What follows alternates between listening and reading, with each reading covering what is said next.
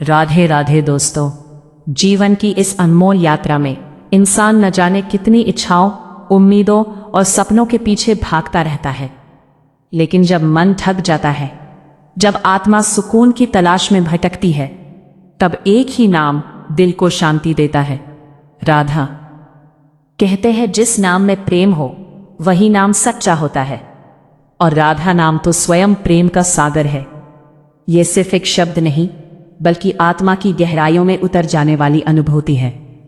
जब कोई राधा पुकारता है तो जैसे हर पीड़ा, हर चिंता अपने आप दूर होने लगती है।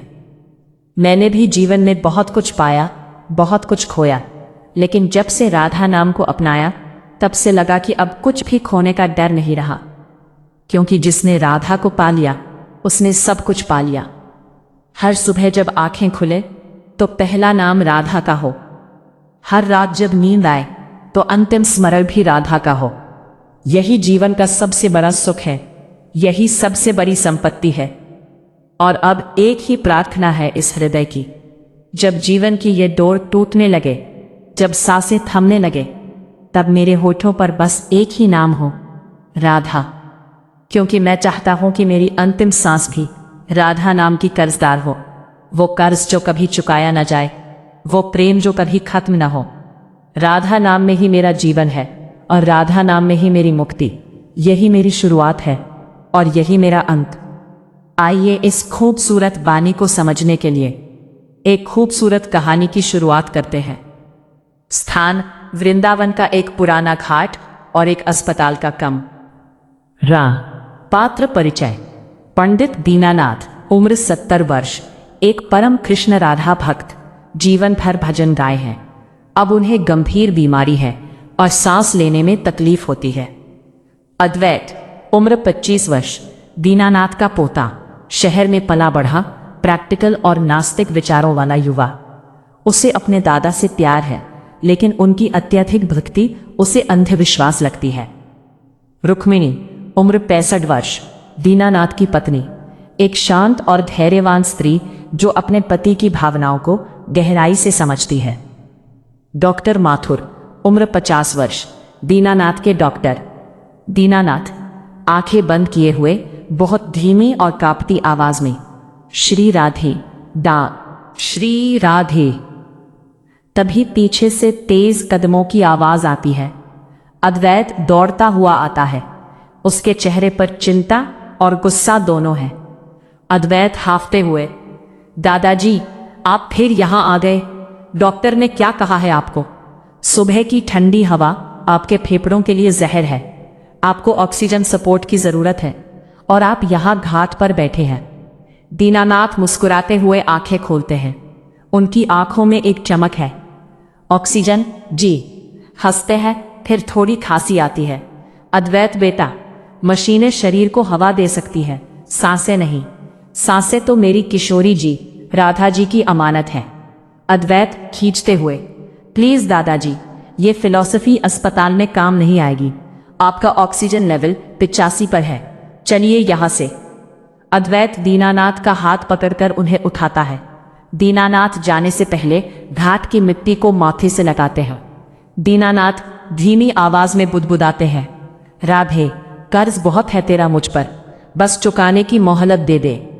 रुक्मिणी नम आंखों से, क्यों जिद करते हो दीनानाथ जी?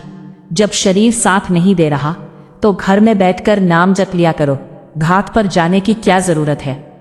दीनानाथ गहरी सांस लेते हुए, रुक्मिणी, जब कोई बैंक से कर्ज लेता है तो किश्त चुकाने बैंक तक तो जाना पड़ता है ना। मेरी हर सांस उस श्री जी राधा के नाम का कर्ज है। मैंने उम्र भर उनसे मांगा ही तो है। अब जब सांसों की पूंजी खत्म हो रही है तो हिसाब तो करना पड़ेगा। अद्वैत लैपटॉप बंद करता है और चिढ़कर पास आता है। कैसा कर्ज दादाजी, कैसा हिसाब? आपने पूरी जिंदगी भगवान को दे दी, अपनी कोई जमा पूंजी नहीं बनाई। आज जब आपको सबसे अच्छे इलाज की जरूरत है तो हमारे पास पैसे कम पड़ रहे हैं। क्या दिया है आपकी राधा रानी ने आपको? रुक्मिणी अद्वैत को डांटने वाली होती है, लेकिन दीनानाथ अपना हाथ उठाकर उसे रोक देते हैं। दीनानाथ बेटा, तू अभी दुनिया के गणित में उलझा है। तुझे लगता है कि दौलत बैंक के खाते में होती है। मेरी दौलत ये सांसें है। सीना पकड़कर थोड़ा खांसते हैं। जब मैं पैदा हुआ था तो जो पहली सांस मैंने ली थी वो मेरी नहीं थी, वो उनकी दी हुई थी। और इस जीवन में जितनी बार मैंने राधा कहा है वो भी मेरी आवाज नहीं थी, उनकी कृपा थी। अद्वैत, तो इसका मतलब क्या है? आप इलाज छोड़ देंगे? दीनानाथ, नहीं, इलाज तू करा, पर मुझे ये मत कहे कि मैं नाम लेना छोड़ दूं। अद्वैत, मैं चाहता हूं कि जब मेरे इस शरीर का खाता बंद हो तो उस खाते में एक भी सांस ऐसी ना बचे जो मैंने अपने लिए ली हो। मेरी अंतिम सांस भी राधा नाम की कर्जदार हो। अद्वैत कुछ नहीं बोल पाता। वो अपना सिर हिलाता है और कमरे से बाहर चला जाता है। बैकग्राउंड में एक दर्द भरा और भक्तिपूर्ण आलाप गूंजता है। अस्पताल का आईसीयू, रात का समय। दीनानाथ की हालत बिगड़ गई है। मॉनिटर पर बीप बीप की आवाजें लगातार आ रही हैं। डॉक्टर माथुर माहर अद्वैत से बात कर रहे हैं।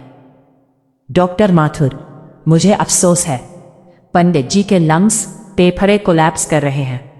हम उन्हें वेंटिलेटर पर रख सकते हैं, लेकिन उम्र और उनकी मेडिकल हिस्ट्री देखते हुए चांसेस बहुत कम है।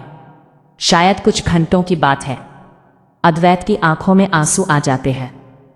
वो कांच की खिड़की से अंदर दीनानाथ को देखता है। दीनानाथ की आंखें आधी खुली है, होंठ कांप रहे हैं। ऑक्सीजन मास्क के अंदर भी उनके होंठ लगातार चल रहे हैं। अद्वैत रोते हुए, डॉक्टर कुछ भी कीजिए प्लीज। वो क्या बुदबुदा रहे हैं अभी भी? डॉक्टर माथुर, यही तो मेडिकल साइंस के लिए एक रहस्य है अद्वैत। इतने कम ऑक्सीजन लेवल पर एक इंसान बेसुध हो जाता है, लेकिन पंडित जी का ब्रेन किसी एक विचार पर पूरी तरह फोकस है। शायद कोई मंत्र। अद्वैत पीपीई किट पहनकर अंदर जाता है। वो दादाजी के पास कुर्सी पर बैठता है और उनका ठंडा पड़ चुका हाथ अपने हाथ में लेता है। अद्वैत भर्राई हुई आवाज में, दादाजी मुझे माफ कर दीजिए, मैं आपको नहीं बचा पा रहा हूं। दीनानाथ धीरे से अद्वैत के हाथ पर दबाव बनाते हैं। वो अद्वैत को इशारा करते हैं कि उनका ऑक्सीजन मास्क थोड़ा हटाए। अद्वैत डरते डरते मास्क थोड़ा सा नीचे करता है। दीनानाथ बहुत ही क्षीण टूटती हुई आवाज में, रो मत पगले। एक गहरी दर्द भरी सांस लेते हैं। उत्सव का समय है। मेरी ठाकुरानी मेरा हिसाब लेने आ रही है। अद्वैत, दादाजी प्लीज बात मत कीजिए, एनर्जी बचेगी। दीनानाथ मुस्कुराने की कोशिश करते हैं। ये एनर्जी बचाने का नहीं, लुटाने का वक्त है। अद्वैत, एक वादा करेगा? अद्वैत रोते हुए, हाँ दादाजी बोलिए, आप जो कहेंगे मैं करूंगा। दीनानाथ, जब मेरी मॉनिटर की लाइन सीधी हो जाए तो रोना मत, मेरे कान में सिर्फ एक बार जोर से राधे कह देना, ताकि ऊपर जाने से पहले मेरी आखिरी सांस पर जो नाम दर्ज हो वो राधा हो, ये कर्ज पूरा हो जाए। अद्वैत फूट फूट कर रोने लगता है और दादाजी के सीने पर सिर रख देता है। मॉनिटर की बीप की आवाजें तेज होने लगती हैं। ये कहानी का एक बहुत ही भावुक मोड़ है, जहां अद्वैत का नास्तिक मन अपने दादा की अटूट श्रद्धा के आगे नतमस्तक हो रहा है।